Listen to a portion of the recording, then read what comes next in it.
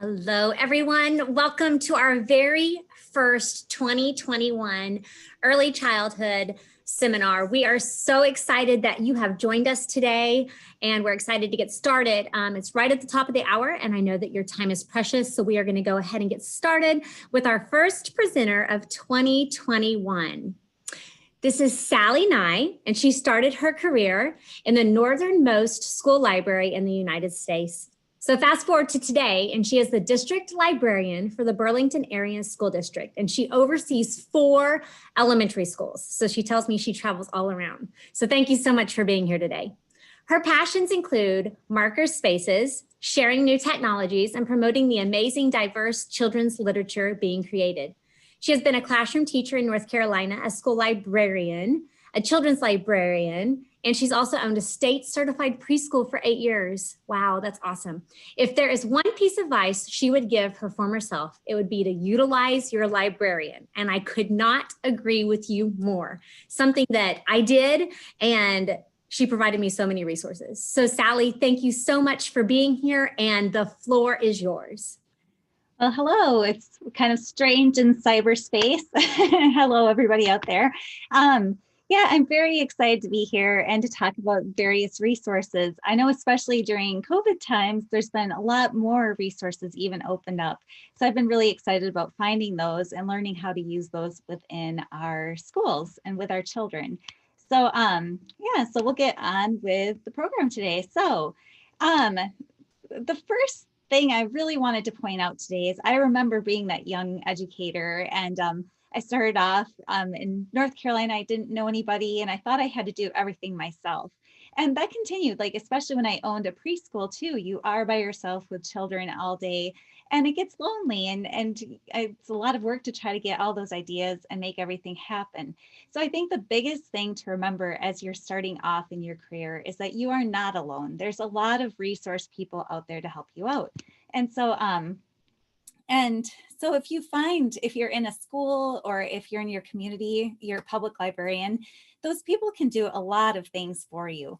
So they can provide story times. And in fact, when I was a children's librarian, I actually went to local preschools, in-home daycares, and different people's homes to provide story times too. So never think that something can't happen. Always just ask and see what can happen.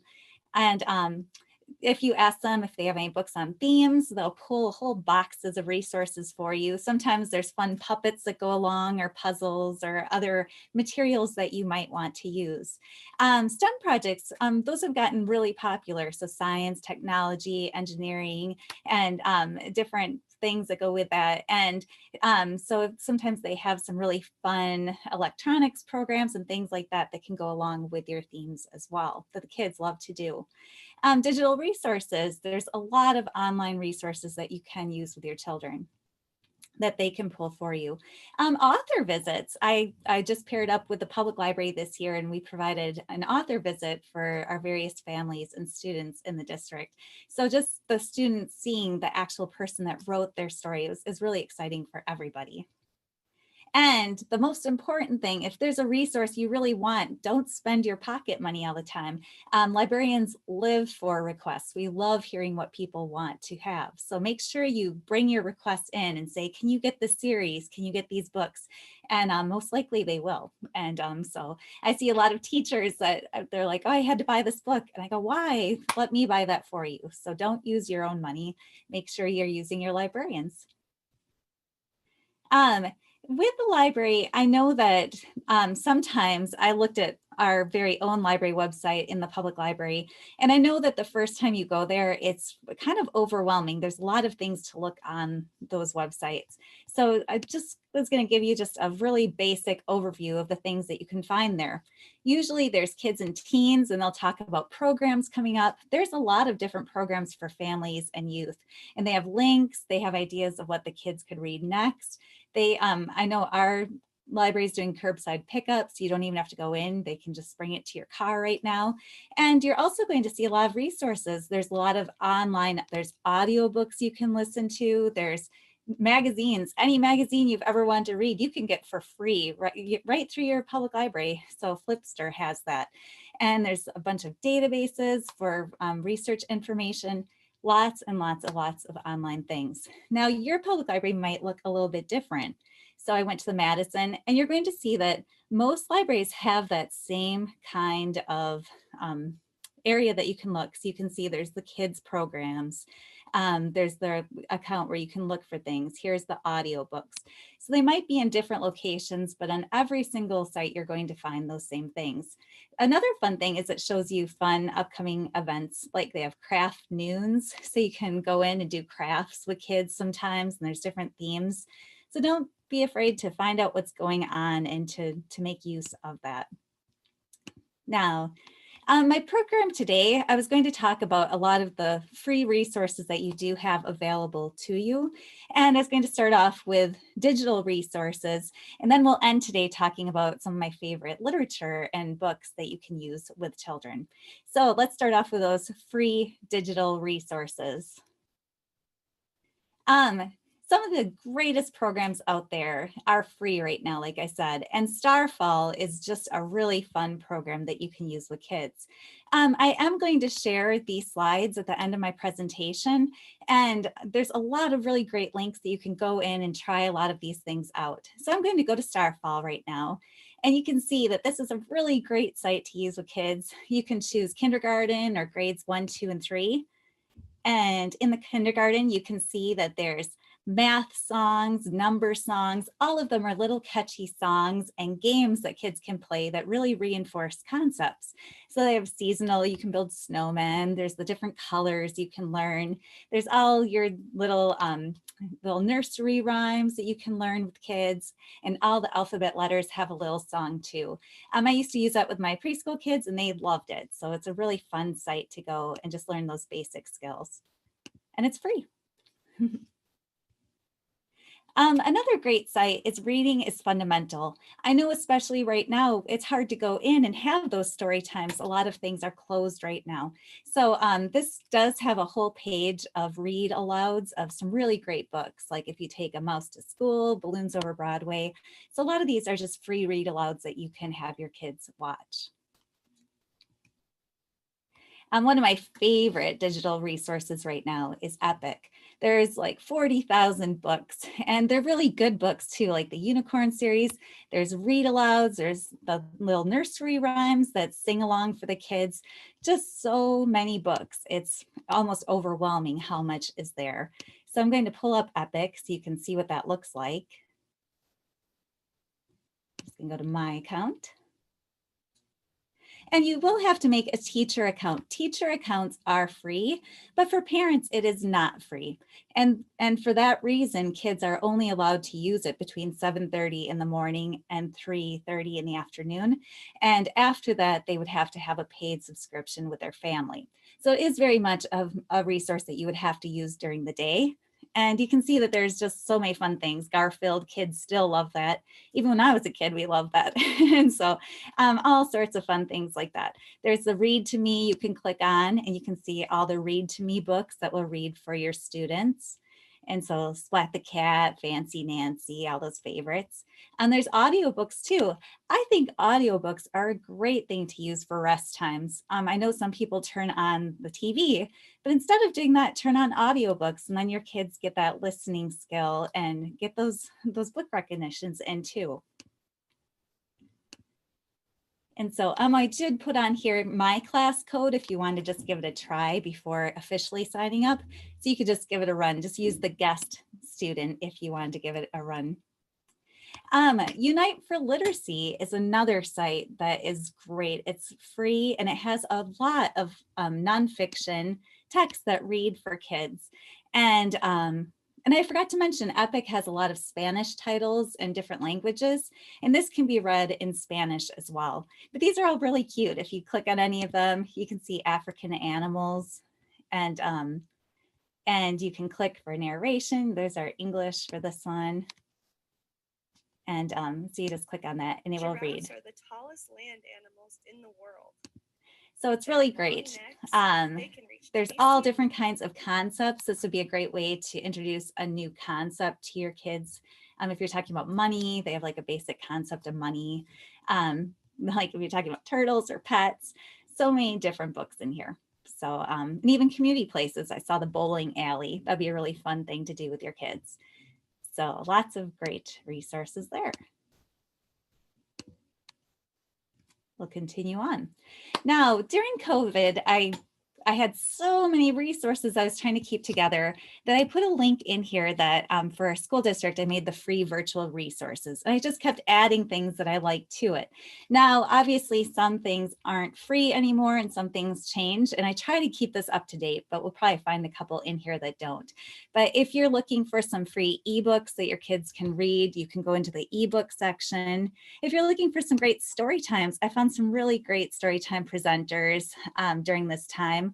And like even Dolly Parton says good night to kids. We all love Dolly.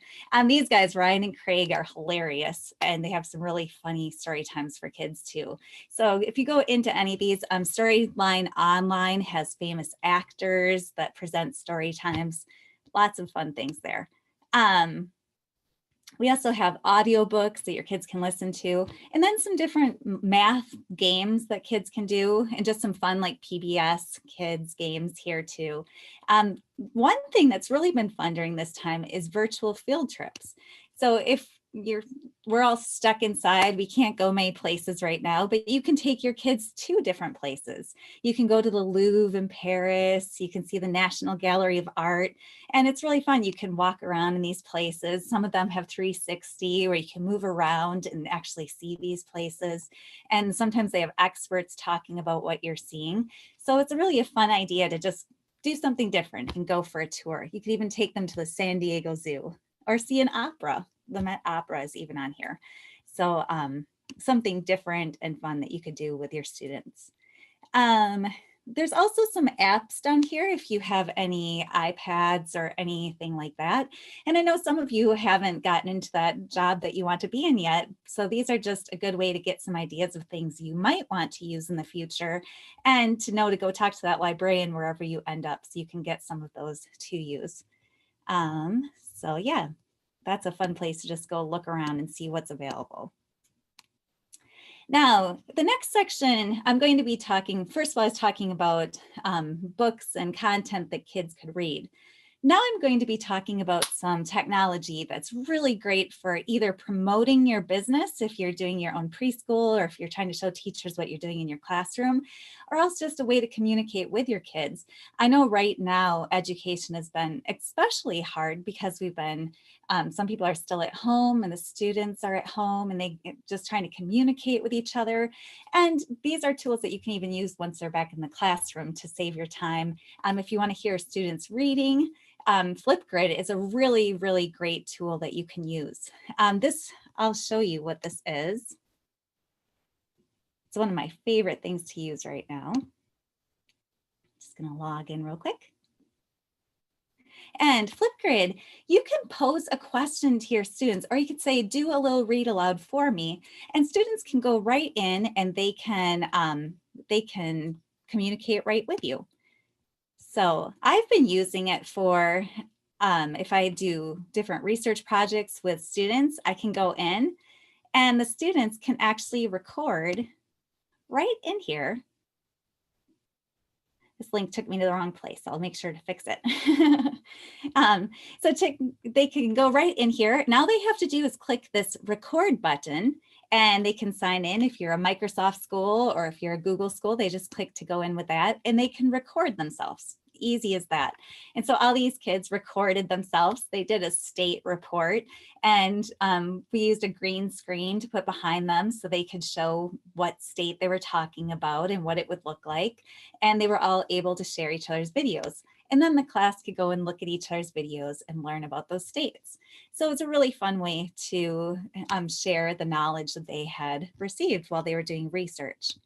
I've done this for Lego challenges. I've had the kids record, they had to make a boat out of Legos that would float. And so they had to record that their boat could float from home.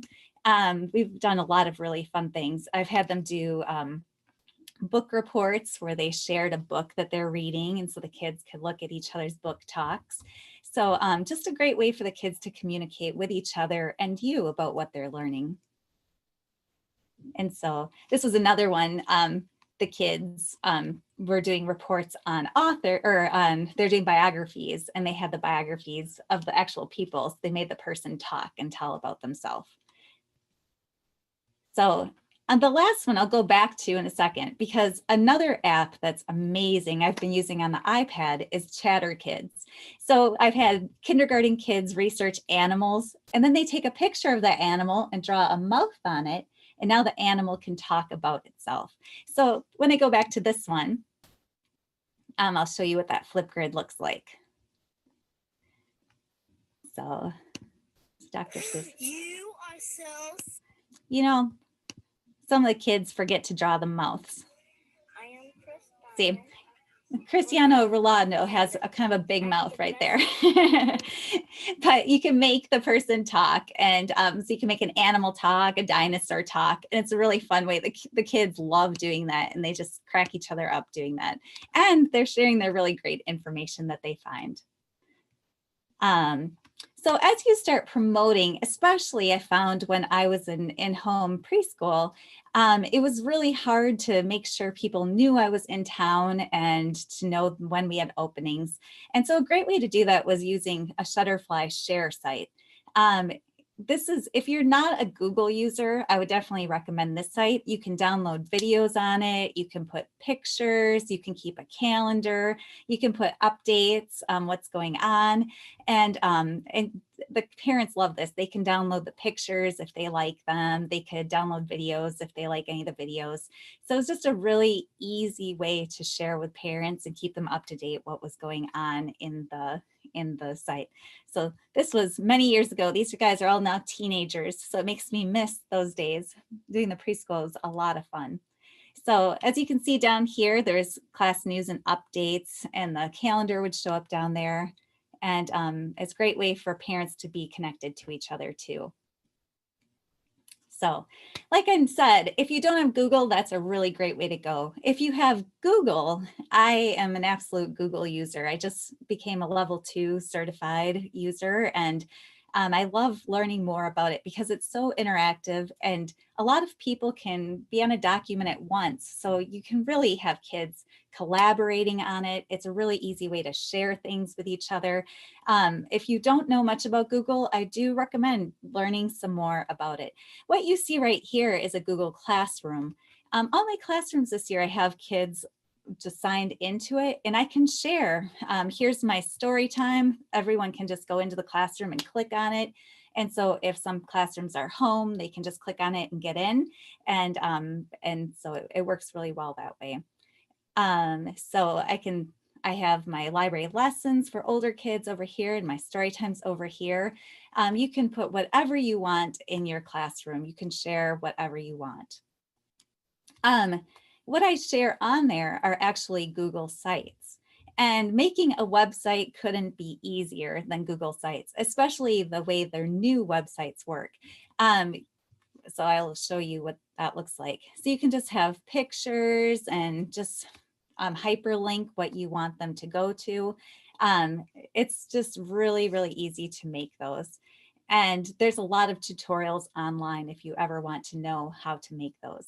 You might have seen too, choice boards for kids. And I've been using Google Slides a lot to make choice boards. So the kids can go in, and this was a Halloween choice board. And I just use hyperlinks where I took a picture and inserted it on my slide and would just link it to wherever the kids would want to go. So if they wanted to learn about some crafts they can make, they would click on that. If they wanted to learn how to draw Halloween items, they would click on that and it would take them there. Now, the biggest tool I've learned, the biggest trick I've had is usually I'm using Google Slides right now. Usually I'll show you what it looks like.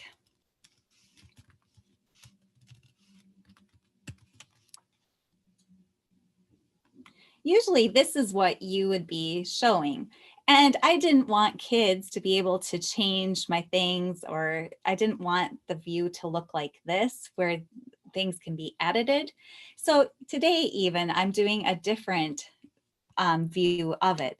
If you look in the URL, the address at the top, there's always going to be a backslash, the last backslash, and you're going to see a question mark with edit. If you delete the word edit and type present instead, it automatically goes into a present mode. In this way, you can still move it around your screen. It doesn't go into that present mode where it takes up your whole screen and you can't get to other things. It's just a really easy way to be able to look at this and use it.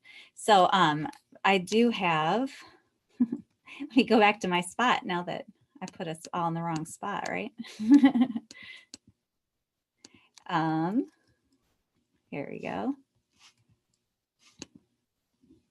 Why isn't it going? Oops, because it linked me off, that's why. There we go. Technology, just when we think we're on top of things.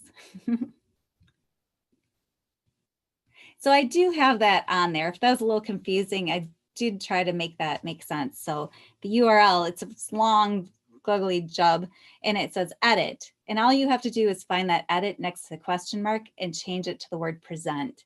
And it's a really great way to present those choice boards with students. And I know that's a really brief overview of what those choice boards are. And if anyone is interested, I do have a contact address, and I'd love to give you more directions if you are interested in those choice boards. And so moving forward, I do have more advice. Besides librarians, there are other people out there too. And I'm not sure if some of you try to join in people's blogs or if you listen to a certain podcast, but do go find experts. I was looking at some of the great ones out there in this Teach Preschool. There's such excellent literacy and STEM activities all over her page. I could have spent a whole day there. And Happy Hooligans, I love craft projects, and this one just had a billion that looked really fun for kids to do. So make sure you get out there and find those really creative, fun people that are posting those interesting things that they're making. So that was kind of the technology side of it. Let's go into the literature side. I love children's literature. There's so many interesting books being made, so many great topics being addressed. And in here, I do have some really great resources for you to find the best of that literature to share with your students. And so reading aloud is one of the most important things parents and teachers can do with children. Reading aloud builds many important foundational skills, introduces vocabulary, provides a model of fluent, expressive reading, and helps children recognize what reading for pleasure is all about. And this was posted by Reading is Fundamental, a really great website with a lot of great reading research on it. So if kids are going to be good readers, they have to hear that reading. They have to hear the expression that we can use with it. They have to see the joy that we can have with it. So let's make sure that we are bringing that to our kids. And so those beginning readers, they are so fun. They're acquiring their language skills quickly. They enjoy the sound of language, even nonsense words. I'll say especially nonsense words. We can see Piggy and Elephant here. If you don't know Piggy and Elephant by Mo Willems, that's the first series I'm going to demand that you get out there and look at.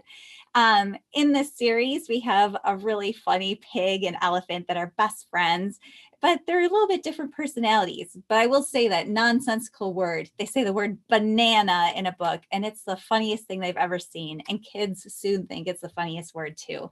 So I always find those nonsense word books, they're hilarious. And in this age group, we have a lot of books that you can play with. Tap to play, the kids are instructed to tap and shovel the book and fan it so he can fly. And so just being interactive with those stories. Bunny slopes too, you have to help the bunny get down the slope and jump over a crevice and try not to hit a hole. And the kids are all moving back and forth, trying to move with that bunny. And it just becomes a real immersive experience for those kids. An author that really gets this age group is Jan Thomas. She has really bright, beautiful pictures, and she really gets the audience involved. Can you make a scary face? Can you be part of this? The Rhyming Dust Bunnies was my son's favorite book for a whole year. I had to read it every day for a year. So one of my favorites now too. Another way to really get these young readers involved is music. Eric Litwin has some excellent Pete the Cat and the Nuts books. And I forgot to mention on these slides that I'll share with you, each of these boxes over here with the author, it does link you directly to their website. And Eric Litwin has all the songs from his books connected to it. And so you can listen to all your favorite songs and actually learn the tunes so you can read better to your students. Todd Parr is another excellent author for this age category. He has those bright pictures. Have you noticed just the bright primary colors, those really basic pictures that the kids can really draw into. So he really brings about those really essential concepts too, like what is a family? It's okay to make mistakes. You are awesome. Just all those basic things. He has an earth book, how we can take care of the earth. So if you're looking for great concept books to introduce new topics, he's a great one to look for as well. And as I mentioned, Mo Willems, can't forget him. We are in a book, Don't Let the Pigeon Drive the Bus. You're going to see a lot of medals on his books. He's won the Theodore Seuss Gazelle Award a billion times. He's won the Caldecott. He used to be a writer for Sesame Street. He's been around for a while. He actually won a lot of Emmys for that too. But his books, kids, just those are the best books you can get for those. Now, if you are really interested in some great read alouds and what books to use with kids, I have created a resource here that you'll be able to go to. And it's a PDF that shows some of my favorite read alouds. And I've been reading with kids for quite a while now. So these are the books that the students usually respond really well to. And these books are usually their favorites. So this is a great resource I love to hand out to people if they're wondering where to start and what books to start off with. Now, a couple tips I have with read alouds. If you don't like the book, don't use it as a read aloud. I've seen a lot of people try to force through a book. Don't do that. Make sure it's one that really resonates with you. Make sure it's one that you can really feel the rhythm of. I started off a music major, and I really think of picture books as a piece of music. Think about where are your pauses going to be? Where are the dynamics? When are you going to get quieter? When are you going to get louder? When are voices appropriate? Some people don't like using different voices for characters, and that's fine. Some people really get into it. Make sure you commit if that is you, and just think of the best way you can share that book. Another thing people don't think about are wordless books. At this age, we're teaching students that they can read books with the pictures. They can tell what's going on. And there is a whole wealth of wordless books. Down here, there's actually an article talking about the importance of those wordless books. And one great thing is the kids can make up their own story. They can come up with their own journey. And this story in particular, I sat with a kindergarten class and they told me the story as we went, and they were so excited to do that. So let them be the authors. I always talk about those students that are just on the cusp of reading and they really want to read by themselves. I feel like we have a lot of dogs to the rescue that the kids really enjoy. So we have Puppy Mudge. If you don't know the older books, Henry and Mudge, find those too, but this is Puppy Mudge, and they're a little easier of a book for kids to read.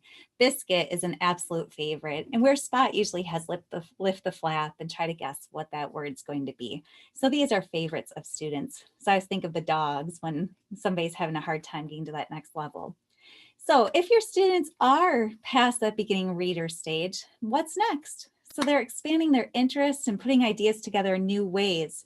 Books, old or new, fiction or nonfiction, poetry or prose, shared aloud, allow both adult and child to explore the world together. So this is really a time, kids are really curious at this time. They really want to know more. And so this is a great way to share with them what's out there. So I did mention Henry and Mudge, which is an excellent beginning chapter book. To help you out, I have made some beginning chapter book menus.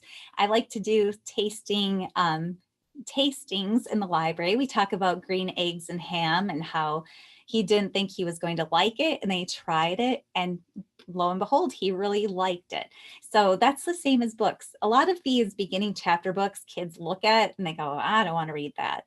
But then they taste a little bit of it and they really like it. So I've created some menus for them to taste different genres. And so if you're ever interested in finding some of these, I did put the Fontes and Pinnell reading level of the books for the students so they can kind of know what level they're looking at. And so I'd have mystery and horror and animal, realistic. So if they're interested in a certain type of book, they can give those a try. I also have historical, adventure, science fiction, and fantasy. Any of these can be clicked on and pulled up to the full menu, and then you can print them out if you want to use any of them. And I love suggestions. If anyone ever has a book that they know of that they want added to this list, I'd love to hear it and read it too. So I love getting feedback from other people. So a lot of times things happen where kids don't get read aloud to as much as they move along. And I really feel that our love of language and our love of story really needs to be shown in read alouds. So make sure that as your students or even your own children get older, make sure you keep sharing that love of read aloud. And it really helps with really tough topics. This book, The Breaking News, was just shared by an author. And my kids, I noticed at home, have been feeling really kind of anxious and sad. And I noticed my husband and I are on the news a lot more and looking at our phone and a little more upset because a lot of things have happened in our country. And this was a really great book that just talked about these children seeing their parents upset and the adults around them upset and wondering what they can do about it. So there's so many books that tackle those tougher topics. And I read this with my daughter and immediately she felt better and she really loved it that we could talk about that topic and she didn't have to feel so bad. So it's a really great way of knocking down those barriers and walls with our students. And along with that are powerful reads. Some of you might have heard of Wonder before. And I just love this quote: courage, kindness, friendship, character. These are the qualities that define us as human beings and propel us on occasion to greatness. And I feel like a lot of these books can help us realize what greatness can be. And there's a lot of historical books. Hey Charleston, about some poor children that form a band and find themselves. I just read The Cart That Carried Martin yesterday, talking about just the humble cart and the humble donkey that pulled the body of Martin Luther King Jr. through the streets, and all the homage people paid to him and just how important he was. Two friends, Susan B. Anthony and Frederick Douglass, they had a friendship and they would meet together and talk about attaining their rights. I never knew that was a thing. I learned so much history through children's books. Different sports, just learning about our first Black players, how baseballs worked, and a desperate teacher that needed a game for his students, Hoop Genius, the beginning of basketball. There's been so many books about strong women from history too. So we have our astronomers and doctors and spies. And a great person to get into history is Lauren Tarshish. Her I Survived series is really a great one for those students that aren't quite sure about chapter books, but they just really set them up well. And they're really adventure packed and a really great read aloud too. But if you're looking for a really great read aloud, Kate D. Camillo can't be missed. Her Miraculous Journey of Edward Tulane. I have two teenage boys, and this summer I sat down to read with my daughter, and they weren't going to have anything to do with this book. And as I read, by chapter 2, they had crowded in, and they sat through that whole book. They just wanted me to keep reading. We read the whole book in a day, and we were all crying at the end. So she just has a beautiful, beautiful writing style that's really fun to listen to. And so make sure you check her out. Now, some of your children and students are going to want to read the same book again and again and again. And I did some research on that and I found, it's really not a bad thing. Usually those are kids that are struggling a little bit in the classroom. And it really gives them a challenge. It gives them a plan. They know what they have to read to make through the whole thing. They're familiar with the characters. So each book they get to learn a little bit more about that character, and their comprehension increases with each book in the series. And can you imagine how accomplished they feel after they get through a whole series of books? So, and now they're the room expert too. So a lot of really great things about being an expert on a series. And in fact, I was a product of that. I think I owned every single Babysitter Club book ever made. And now they made the graphic novels. I was super excited to read those with my daughter. And I turned out to be very well read. So I feel like we don't have to worry about that and just let kids come into reading as they need. And that's one point I just want to point out too. Some teachers come into the library with their class and really have an expectation of they can only get one thing. But I really want people to remember that the library is really the kids' free. It's their free land. A lot of them don't get to go to public libraries on their own. This is their first chance to choose whatever they want. And even if it's a chapter book the first time, I'm like, you know what, let them try it out and just take it home. And eventually those kids find that they can't read them. They're kind of boring. And they go to that picture book and they find something that they do like. So I feel like us as adults need to kind of give them freedom to have that free choice. And that's what leads them to be a lover of reading. So along with that, graphic novels, they're finding how important graphic novels really are and how high the vocabulary is in them compared to just a regular chapter book. So because they can use visuals to go along with that higher vocabulary, kids can attach themselves to it. And Raina Telgemeier is one of the best of graphic novels. And if you haven't seen those around yet, you will. The kids love Smile and Sisters and all of those books. So like I said, they teach new vocabulary. They have visual literacy skills they teach. They reinforce left to right sequencing. They give a deeper interpretation of stories that kids can really latch onto. And it's a quicker way to read books for kids that don't have that stamina yet. Now, as you're looking for other great books to share, there are the ALA Awards, the American Library Association. Every year, the Caldecott, the Newbery, and the Theodore Seuss Geisel Award is given out. And I know that's going to happen very soon. It's at the end of the month that it's always announced. So we're getting excited for that. And if you want to go find their webpage, it's right down there. And another place I really love to go, we're lucky in the state of Wisconsin to have the CCBC. The Cooperative Children's Book Center, and they have so many book lists and book recommendations, and every year they come out with a resource called Choices that gives the best of the year in science books, history, picture books, board books, everything, any kind of book that you're looking for. So I know I went through that quick, and I don't know if I can.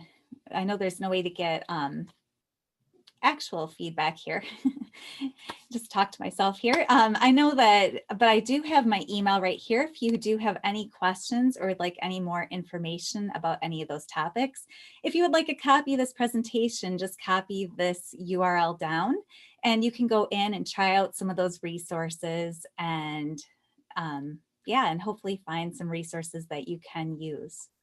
Sally, we can actually have people come online and perfect. Questions. So if anybody does have a question, you can type it in the chat box now, or you can go ahead and just turn your microphone on and come on. I know she's happy to answer anything that I love doing that. Yes.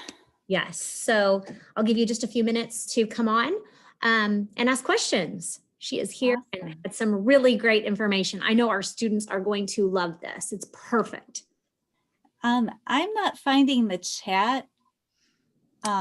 It might be down at the bottom or up at the top. I'm going to turn off the recording so when people do come on, it can kind of be a private conversation.